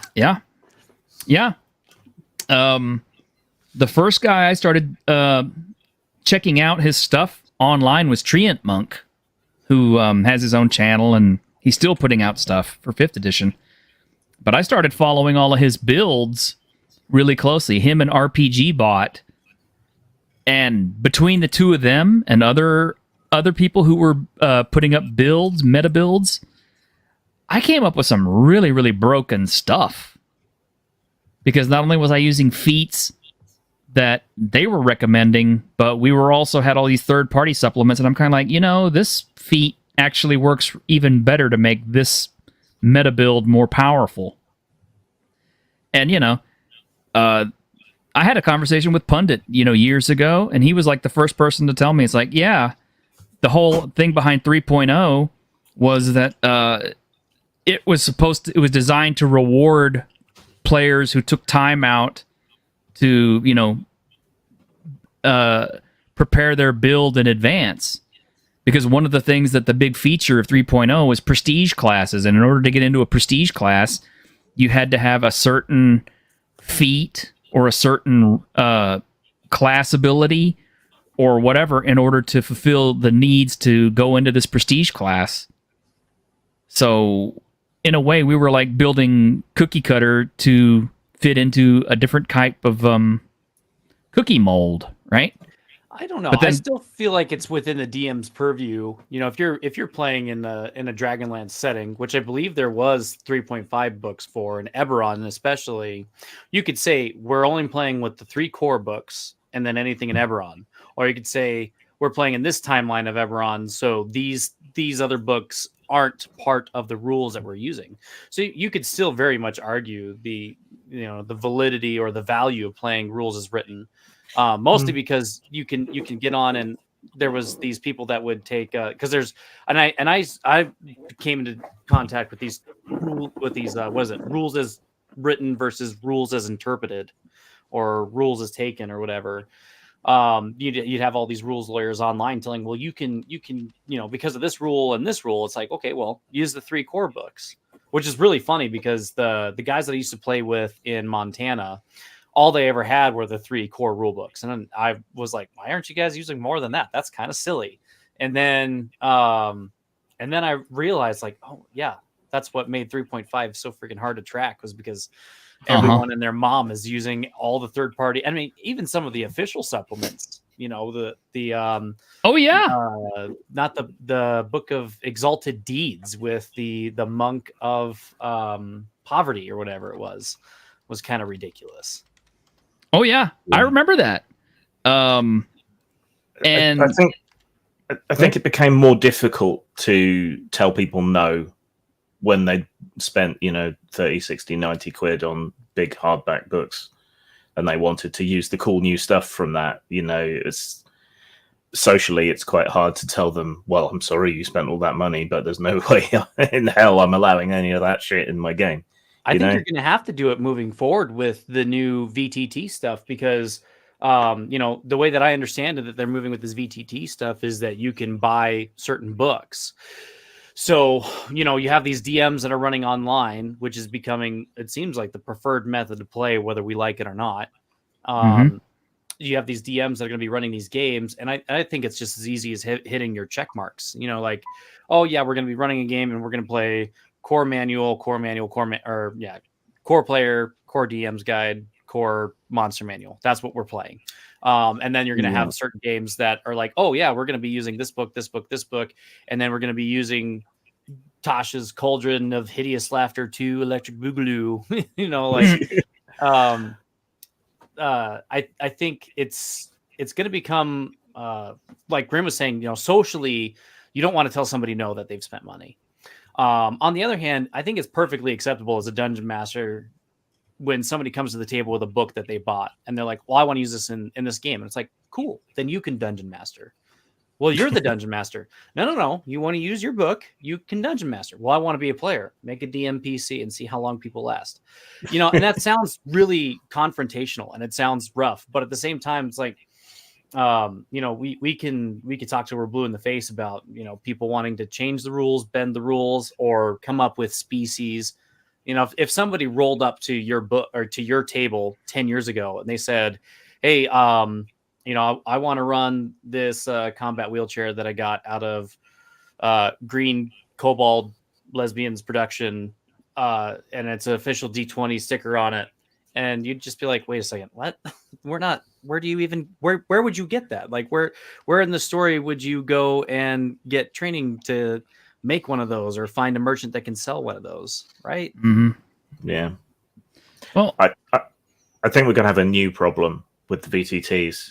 It's all going to be automated. You're going to buy books for it, and then they're going to patch the books as they go along. So you may have built your character with certain feats, which I think they're going to try and make feats more important again, and various other things for your character. And then you're going to come on to play, and it's going to work in a different way than the one you built your character towards. So I think we're going to end up with balance issues like that. Or worse, at Dozy, you're just going to disappear overnight. You'll come online like your entire character is just gone. It's like, sorry, your character was racist. Our bad. So go on, Ironcastle. Well, what we'll probably wind up seeing is something along the lines of they'll have some sort of search for a game. It's like, oh, I have a Saturday free. I want to go see who's running games. So you can go join, and then maybe you'll find a few that you're like, oh, this matches up with all of my criteria I need, where I have this and this and this, but I don't have Strahd's cookie cutter countdown adventure that has this unique feat I want. Like, this is one of the requirements they have for their adventure I don't have. Oh no! Oh wait, here's a handy little link straight to the store so I can buy that, and then I can get right into the game. Or like they said, you could buy a la carte things. You could just buy, okay, well, I'm just going to play the setting. I'm not going to use any of the races. So it's like, oh, well you can do that now. But the thing you can do that now, Patty. It seems like they actually no, they kind of disabled that. Oh, did they? Because in D&D, D&D Beyond. Yes, they were able to do with D&D Beyond, but right now we're sort of in an intermission kind of between the old VTT and the new one. I think they just kind of temporarily disabled it until we can get the new one online. So for the time being, you're not able to my knowledge. Oh well, see, because back when I was playing 5th edition, one of the first thing I did is I wanted access to all the different races. Well, I didn't want to have to buy all those books, but it said, yeah, you can buy the race, for $2.99 and get access to it. So I did that, and kaboom, they got me. $2.99, but or whatever. I think it was $2.99 back at the time. Yeah, $2.99 to play a race. But I mean, the other problem is this is something we as publishers know, or as game designers and publishers know, is the gaming industry is publish or die. I mean, it's fine to put out a really good core book that everybody likes, but then everybody expects you to shore it, not shore it up, but supplement it with new material, right? because you want to keep expanding on it. People want to know the lore, so you drop a lore book for it, and maybe you include. Nobody's just going to buy a lore book if all it's got is just a bunch of written history stuff, right? So you add in a couple of new races to play that you introduced and along in the lore book, along with maybe a new class that fits that race, right? As an enticement to buy this book. And so people start buying that book. And then people want to know more about this race, or they want to know more about this class, or they want to expand it. So you drop a whole list of, another book with more expansions and stuff on it. And pretty soon you have a glut of books to try to support your supplement. And sooner or later you end up with a quality control issue, unless you alone are the one making all the stuff for it. And this is my most famous example of it. We ran a 3.5 game, and, the GM let me play a kobold. So the best book that was out at the time was Races of the Dragon. Mm-hmm. So I played a kobold sorcerer.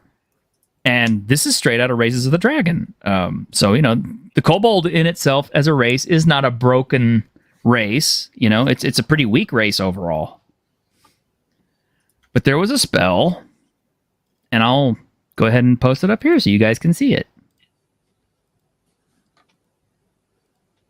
This is Power Word Pain from Races of the Dragon. And as you can see, the target is one living creature with 100 hit points or less. You utter a single word of power that instantly deals 1d6 points of damage to one creature of your choice, and another 1d6 points in every round thereafter for as long as the spell lasts. The duration of the spell depends on the target's current hit point total as shown below. Any creature that currently has 101 or more hit points is unaffected by the power word Pain. So, if you're a level 1 character, typically you're going to fight something that is 50 hit points or less. Well, that's 4x4 rounds of 1d6 continuing damage from one cast. Yeah. And this is an official, published by Wizards of the Coast spell. And, I thought I was perfectly within my rights to use this because it was an officially published source, Wizards of the Coast themselves. Well, obviously the first time I used it, my GM freaked the hell out and just got mad. And yes, it's level 1 cast, Jonathan Frost. Yes, it's... So, yeah, immediately that spell got outlawed. And, of course, I felt upset because I felt cheated. Right? How many players were in this campaign with you? 4 or 5, I think. I don't know. If it were me, I would feel bad that you purchased that book, but also as like a sign of respect to the person playing the game, I would, you know what I mean? It's like buying a puppy and then bringing it home before you're asking your spouse. You're kind of like, well, you're not thinking about the long-term cost. Yeah, sure, you had the $50 to give the nice man on the corner, for his puppy that you don't know is like sick or not, but you bring him home and now we're like buying the food and somebody has to take him for walks and somebody has to clean up his poo and all that. I think it's, like, again, kind of like Grim was saying, is like, how do you tell somebody no who spent money? Mm-hmm. I think it's also kind of rude to be that guy. And I'm not saying that you were rude, because we're all learning these social experiences at a time and intention is a big part of it all. But at the same time, it's like, Wizards tomorrow can come out with like, oh, this is the Kryptonian race. And so long as you're under a yellow sun, you get access to all these powers, but it's official D&D project. And then somebody comes in there and, and you're like, wait, whoa, hold up. Stop there for a second. Well, see, this is what got me about it. I could understand, if my GM was mad about me having a third-party supplement, because we had already seen third-party supplements that were not well tested and were broken, obviously. But this was an authentic Wizards of the Coast product, and like anybody, we figured, okay, if it's official Wizards of the Coast, it's probably been tested and vetted and verified, and it's good. And I don't know. I guess not. I mean, we don't know what their criteria for testing was, but evidently somehow that spell managed to, get under the get under whoever's eye. And if you look that spell up now, you could see that there's lots and lots of threads about people who are just pissed off about that spell. But that kind of stuff continues even to this day. And I'll say 2 words for what it is. Silvery barbs. Oh, you got me with that one. I don't get that reference. Okay. Let me find the silvery barb spell. Let this be a learning opportunity for everybody. Let this be a learning opportunity for you. Today, class, today's show of T-Shirt and Historian, This Week of Geek, is brought to you by Silvery Barbs. Silvery barbs. Silvery barbs from Strixhaven, an official Wizards of the Coast supplement. First level enchantment. So, first one, it's one reaction which you take when a creature you can see within 60 feet of yourself succeeds on an attack roll, an ability check, or a saving throw. From a 60-foot range, instantaneous, you magically distract the triggering creature and turn its momentary uncertainty into encouragement for another creature. The triggering creature must re-roll the d20 and use the lower roll. You can then choose a different creature you can see within range. You can choose yourself.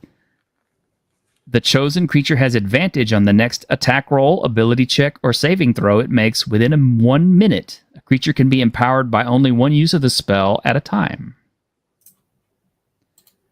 So basically, this is the spell equivalent of an ability that was given to a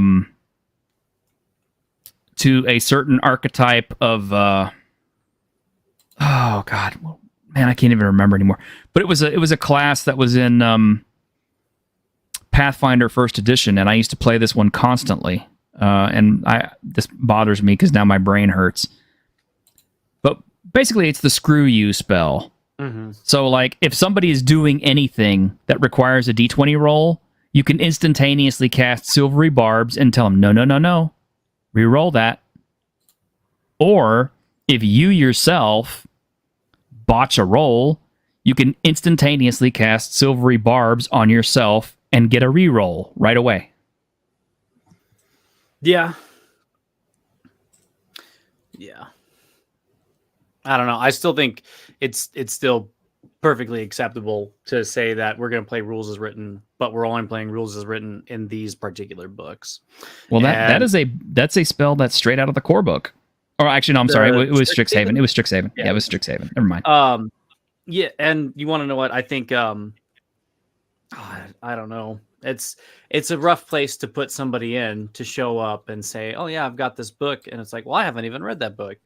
And I'm curious. I think that's a lot of the reason why, like, most of WotC's, any TTRPG company, most of their sales go to dungeon masters. You know what I mean? You get the power player. I mean, just like with any tabletop war game that want a power game, and they're going to buy the newest army that, as far as the meta is concerned, is way overpowered. Oh yeah. And then sell their army as soon as it becomes underpowered. I think there's a lot of overlap there. You guys look like you want to say something. Just that. I think their Wizards, their little play network, there's a Pathfinder where they would restrict you to only picking like the core the core book plus one additional to at least keep that power gaming munchkin mode in check. Pathfinder Society, which was their their official play by play, which I was part of, had all kinds of limitations on what spells you could and couldn't take, and classes and races. So, it didn't matter which books you had. It didn't matter how new they were or whatever like that. If they weren't approved in Pathfinder Society, you couldn't play it. So I think the problem with things like Silvery Barbs is more that they slow down play massively and kind of steal the thunder from the action. Oh, the orc got a crit. No, he didn't. Yep. And my friend over there gets a reroll. Yep. So it kind of takes the wind out of the sails of what's going on. I think that's the problem with it. Yeah. I think it would be. I think the spell would be at least a little more tolerable if it basically will only let you do one reroll. So instead of getting 2 out of it, you can basically, either tell someone who rolled bad, nope, reroll that again, or a monster that rolled well, no, do that again. Well, it wouldn't matter either way. It's still Mother May I. Yeah. Mhm. It's like how summon spells are really super annoying because like in your head it sounds cool that you bring these creatures to the fore and send them into battle for you, but at the table it means more things to keep track of, more hit points to keep track of, more things to take turns, all of that stuff, and it just slows everything right down. So it's not it's cool on paper but not cool in play. Yeah. Well, they're bringing summoning spells back, so there you go. Which is why I would say that if you are gonna take summoning spells, just write down a monster stat for yourself if you're the player. Well, you don't have to now. It's in the book. Yeah, Well, so the book's going to be much. To have to just save everyone some time. Just have an index card with the monster you want to summon. That way, we don't got to wait for you to flip to the right page and get that. Like, no, you have it ready. Well, and we used to have the same problems with animal companions and stuff like that too, because inevitably the druid would super duper power his animal companion up, and you'd have a death stick even at low levels, because it doesn't take a whole lot of spell casting to make a animal companion really overpowered. But that's. Even if all you're using is the core book stuff, there's plenty of sites and plenty of people out there who will find ways to bend those rules and everything to min-max it. I mean, and Treant Monk is a really good example of that, because Treant Monk, when he would publish up a lot of his meta builds, it would be a case of, this is all stuff that's in your core book. So this is all core book legal. So we're not taking anything from any other book, but this is how you can build a super powered barbarian or whatever using just stuff from the core book. And those builds worked. Like, publishing articles like that, and then giving like player guides to people. No. Do you think that's like something that's kind of wrong with the culture of RPG games? Well, yeah, but I know where it comes from, because we're coming from a pass-fail culture where players don't like to miss dice rolls. They don't like their characters to die. They don't like failure. They've never been told no. They've always gotten a participation trophy. So, likewise, that mentality kind of pushes into their gaming space, their gaming headspace as well. They don't want to fail. So, what do? They crunch the numbers, they find the builds, and they try to build the most overpowered min-max, super-duper character they possibly can, so they don't fail at whatever task it is that they want their character to be able to do, whether it's fighting, or sneaking or whatever. Because I remember in 3.5, a lot of... Go ahead, Ironcaster. No, you go ahead. I'll ask mine afterwards. I was going to say, because I thought 3.5 had a lot of language in terms of like, oh, if your character wanted to learn this spell, you'd have to find somebody that knew that spell. Or if you wanted to learn this weapon proficiency, you had to find somebody. And I think that might be another case for the rules as written, if my memory wasn't so foggy, that it's like, yeah, you can power game this, you can learn to build this, but you'd still have to lean on the dungeon master in terms of like the emergent story of the game and where your character is at. You can't just go and learn silvery barbs naturally, right? Unless you got kind of a character that was born with that ability. I mean, I guess it is a level 1 spell, so I guess that makes sense. But I mean, if you have a character that knows silvery barbs, then at level 1, and they haven't traveled very far from where they became, started off as an adventurer, then there's a high possibility that their opponents they're going to be going against also know silvery barbs. And I think that kind of grows in terms of like, oh, this is how you build a powerful druid that can pump up all of these things. Is like, well, I think the only people that really learn stuff through divine inspiration are clerics. Well, okay. Here's kind of where it gets a little bit cringy. Bring on the cringe. I am free. Well, all right. I mean, it's like, okay, if you're a GM and you know you're gaming for you're running for a group of power gamers, depending on your level of tolerance and what you want to do, it's like either you can just, shrug your shoulders and go, "Hey, man, it's if they just want to blow through all my encounters, that's fine." You may get less satisfaction out of it, but at least your player's having a good time. Or you do exactly what they do and you mirror what their characters have built, or you also start looking up metas and building up a meta character to oppose them. And then you have to deal with the ire of the players who are incensed at you for having dared to build something that was so overpowerful. That's not fair. Yeah. If you're playing by the rules, then everyone's got the same expectations. Ironcaster, you had something though. Yeah. Oh, just that comment about the players, the backstory, got me kind of thinking. Yeah. Like, maybe it's because that idea that players care about their characters so much is so built up nowadays because we've put so much emphasis on the backstory and just kind of like I wonder if it's because we've gone and we've put so much emphasis on all those aspects of the character to try to build them up, and it seems to make them seem all that much more important. I don't know. I mean, significant that that you've put that people sort of develop this investment in a character that they want to they want to see succeed and become this big hero before they even rolled a single dice. JP, I have never ever seen a party run from an encounter, and I'll give you a perfect example of one that really went bad for me within the last year. Last year, I ran Hyperborea for my group as I wanted to test Hyperborea because I thought it was really cool and I loved the system. And so, everybody had their characters, level 1 characters. They're they're escorting a caravan. And, one of the characters discovered that there were tracks, that there was an ambush ahead, right?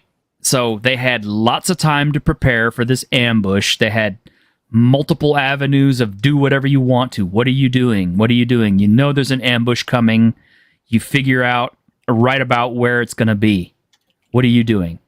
Well, they didn't do anything about it. They just basically walked up. The ambushers showed up. It's a big enough group. I figured, okay, it's got to be a big enough group to take down the caravan.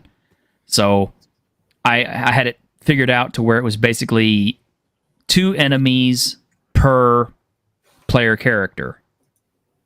And the rest of the ambush group would be taking on the other guards in the caravan. Right? Well, the players saw the ambushers coming. They had 2 rounds to do something ahead of time. I gave plenty of warning, plenty of time. What did they do? They stood, they fought, they all went down, TPK. And they were livid to the point where they did not want to continue that game any further past that. Now, who was in the wrong here? Oh, they are. For sure they're the ones in the wrong. Why would they not be?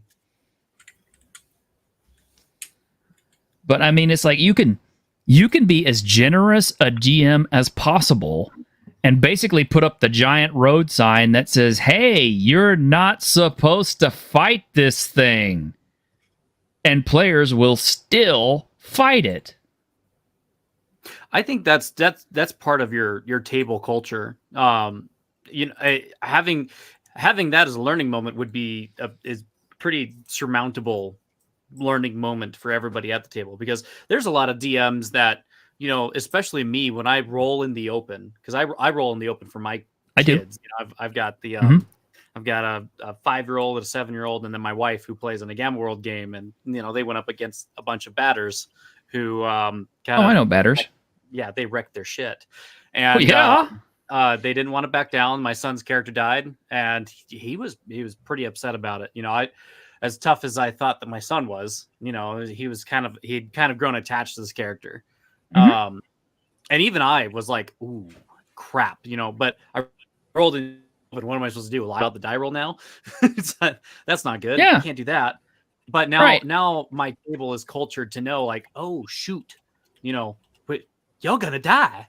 Like that's a possibility. Is you're gonna die.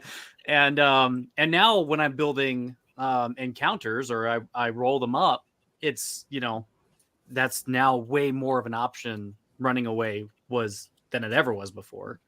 It took a while. It did. It took a great while for him to want to get back into it because he was a little. I don't want to say emotionally traumatized, but that's like the best word I could think of right now. I was like, Dad, you killed me. No, I didn't kill you. I killed your character. You killed you. I didn't kill it. The batter did. You saw it. The die did it. I didn't. I just rolled it. Yeah. And now when I'm coming through, I could build these encounters and. They know that it's a high possibility for their heroes to perish. So they have to think about that. And it makes it fun for me too, because then I can really see the machinations start to come together where it's like, okay, well, we're not going to let that happen again. We're going to think about this much more strategically in the future, because his character died, but the other two didn't. So they definitely have like a role-playing base for why their characters are now operating the way that they do. All right. But see, here's the funny part about all this. Obviously, I want to continue to game with these guys. These guys are my friends. They've been my friends for years and years and years. So I'm not just going to, dump them because of that. But tabletop culture these days, if I posted that up on a board somewhere, like a forum board, there would be people screeching at me, well, how come you didn't fudge the dice? How dare you kill their characters? Why did you give them such insurmountable odds? Weren't you looking at the challenge ratings? Or they would they'd be telling all these players, hey, nobody needs to play with you. You need to, they need to find another GM. And this is what gets me, because the shrill screeching online is they can't find enough DMs. But meanwhile, they treat you that way. Yeah, they treat all exactly. You know what it reminds me of? The Far Verona controversy. Yeah, because they had safety tools in place, and the entire time that was going on, he was checking in with the players. This is what's happening, one step at a time, and yet it still all blew up in outrage. So character mortality. Reads really well. So this is from Gamma World 7th edition, which is what I really like to play. It's very easy to teach the boys how to play with this one. But in this one it says, fusion rifles, mutated predators, radiant death zones, and berserk battle robots means that there's an often high penalty for failure in Gamma Terra. Unlike many other role-playing games, magical healing and resurrection from death aren't common in D&D Gamma World. If your character is killed, it doesn't mean that you're a bad player or even that you made a stupid decision. Well, maybe not. Bad luck and dangers you had no fair chance to see coming are part of the game. So when your favorite mutant is blown to atoms by a warbot with a photon missile, raise a glass of Mountain Dew to his or her memory and then get to work rolling up your next character. Your new mutant is around the corner, waiting to join the party of heroes and take up their quest. Yeah.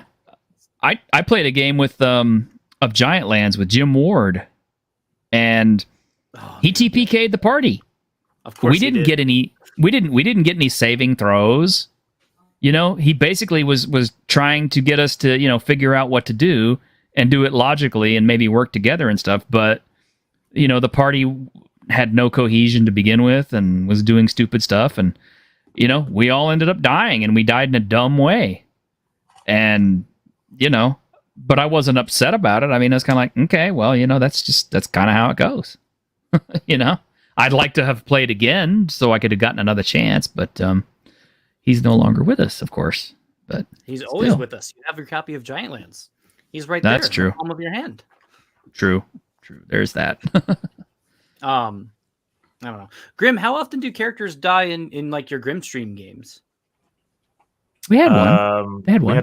We had a total party loss when we played The Strange, which wasn't a game I was expecting to have a mass death in. But it doesn't tend to happen that often because I'm doing one shots and we're kind of feeling out the system and so on. So I haven't got the balance down, and I tend to play it a bit cautious because I don't want to fuck things up.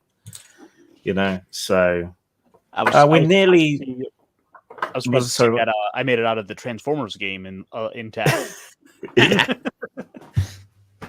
But yeah, people have come close a few times. I don't generally look like more broadly have particularly high mortality games, but that's more to do with the experience level of the players than anything else. And the guys I meet up with in Meat Space every couple of months to play with, they know my tells. So they know when I'm dropping hints, you might want to take this encounter seriously or run away, or it's like playing poker regularly with people. You learn their tells. So do you think they became experienced players because they had experienced player character death so often? Or like how often do you leverage character death with new players versus experienced players? Because in War Machine, I know you're a big fan of the War Machine. We used to have the page 5 rules where it was just like, lose honorably, win graciously, and get back in there because you gotta play like you got a pair of 6-siders. Yeah, I always liked that about Iron Kingdoms, that it encouraged you to make big plays and to push the game forward constantly. It really rewarded you for taking risks and moving forward, unlike a lot of war games where it's all kind of hedging. Mm-hmm. The RPG was a weird one. It was so broken at high level. That one. I finally got a physical copy, and I'm so happy. It's still fun, but at high level, we had a sniper who was basically taking out 4 enemies per turn. Sounds about right. Which was pretty drastic. And they don't have a lot of high level baddies for you to use. So that was a problem. The 5e one, I still don't like 5e for that world, but at least it plays in a familiar way and you can balance things a bit better. That's what I'm curious about with the new edition, whether they've fixed the encounter ratings, because they seem to have made everything more powerful. So have they equally ramped up the encounter difficulty? I don't know. I'd be curious to see that. I can almost guarantee you that they have probably they probably haven't messed with the monster stat blocks very much. So what I suspect is the monster stat blocks have not accounted for the sudden power creep increase of all the characters, of all the PCs. So now you're going to experience blow through even more now if you use pre-programmed published adventures, especially older ones. I didn't really answer your question though, did I? That's okay. So in the broader, wider group, there were other DMs, and we would play different games with different people. And a couple of those DMs were confrontational, fuck you DMs. So they would actually be actively trying to kill your character to a ridiculous degree, and he would get pissed off when we saw. I used to be that way. Schemes. I used to be that way, long time ago. I honestly feel bad about it whenever I end up killing PCs because I feel sometimes like it's a failure on my part. But in that case, I totally felt justified because it was a case of I did everything I possibly could to forewarn you of the danger that you were about to face. And yet, you not only continued on this path, but when given an opportunity, you did not run or prepare or do anything to make the situation easier for yourself. You just charged into it head on, confident that either I would soften the blow or give you an out, or that you would easily prevail. and you're a level 1 character. You only have like D8 hit points or whatever. There's just I can only do so much damage, but if I get lucky. Kind of bringing it back to the racial thing, they make making a character such a more time-consuming endeavor, and they make it so that way getting, I imagine like these origin feats or these origin benefits and background choices, are really going to decide a lot of your character's background story, which is kind of nice because now you don't have to worry about getting a 5-page essay on you Jose, will. the pig farmer, becoming a fighter. I'm sure you will. Maybe you still will. We're talking about character death, and it's like when you bringing it back to like Gamma World 7th, you roll 2d20, you get 2 different mutation subtypes, and then your character's built. With Iron Kingdoms, you choose a race, archetype, and 2 careers, and then everything is chosen for you, more or less. You just copy things over. Did we play 6th or 7th edition Gamma World on stream, Grim? We played the one in the big green box that was basically a streamlined version of 4th edition D&D, which I think is the same. Yeah, so same 7th edition. Yeah, the little books. Yeah. Okay, so we did play that one. Yeah, that was a fun game. Making a character in there is super fast, and so when you die, it doesn't feel that bad. Versus now, it's like you're going to spend, even in 3.5, like we were talking about with all of the different books you could choose, you could spend all day making a character. And and then when you spend all day and then your character dies, you feel really bad. Well, that was my problem with Rifts. I used to joke about that about Rifts all the time. It's like, it takes you 3 hours to build a character and 3 minutes to die. I mean, literally. We watched it happen because it's like we spent 3 hours building characters. We got into our first game session. First fight we got into, one of our guys gets killed. And of course everybody was upset. I mean, because it was just kind of like, wow, that sucks. Roll Master was even worse.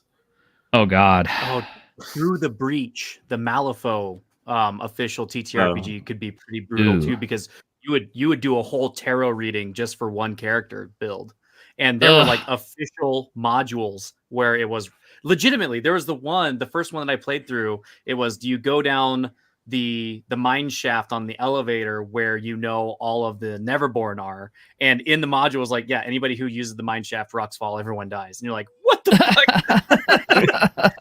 fuck? But Tisha, earlier you said that you would do everything in your power to try and stop these characters from dying.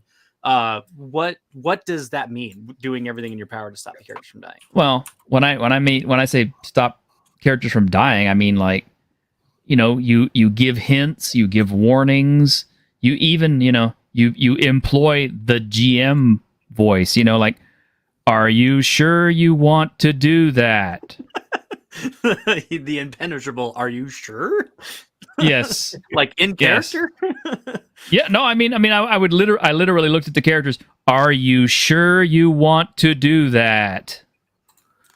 Like this is my warning to you right now. This is not a good idea, or you really need to rethink this, or you need to consider your situation more carefully before you proceed with this plan of action.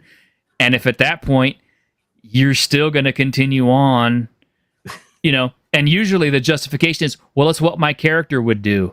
Always. Okay, well then you can't complain when your character gets killed, can you?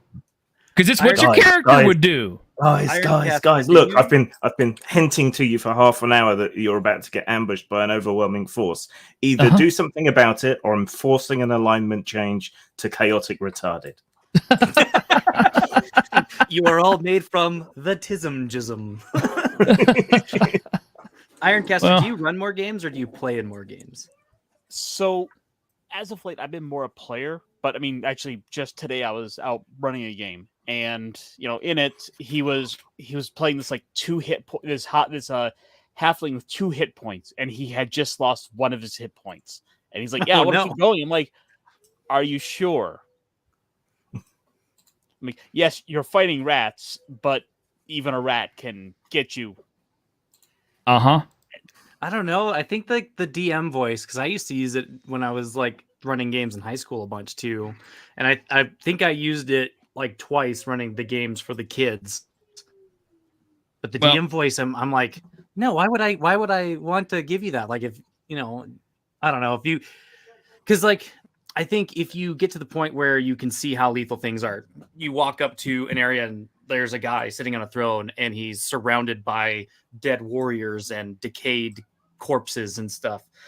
That is your DM's voice. That is like the "Are you sure?" Well, I mean, it's even Jim Ward before he body like many a dead skeleton are found on the steps going to a large golden throne with a scepter atop it. Each one of the skeletons seems to have its head crushed in.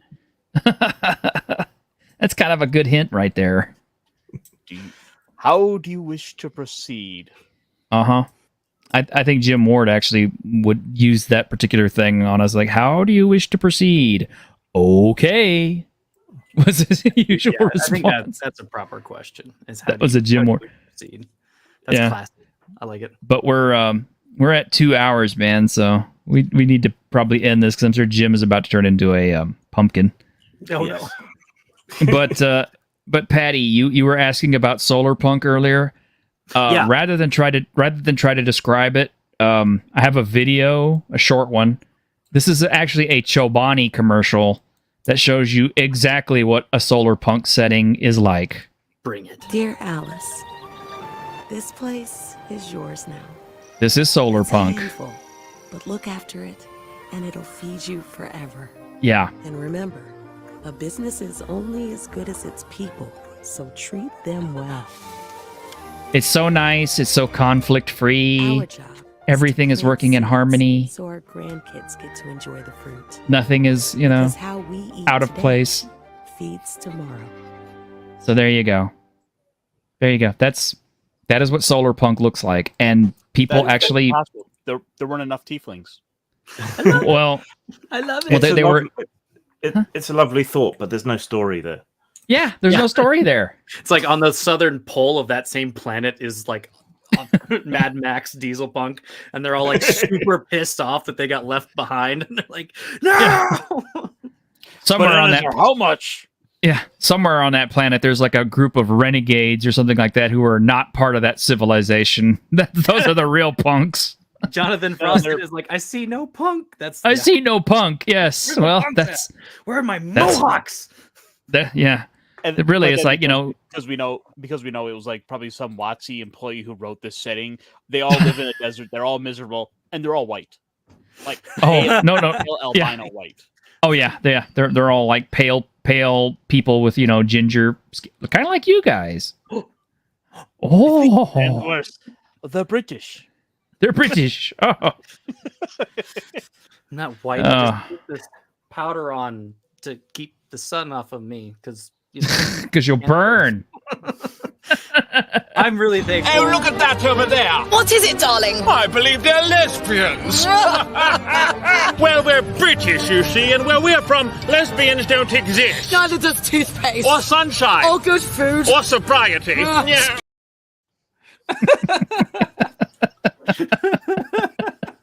Fucking lie. Frank, I'm super thankful for being here. Thank you so much for having me, guys. You're welcome, Patty.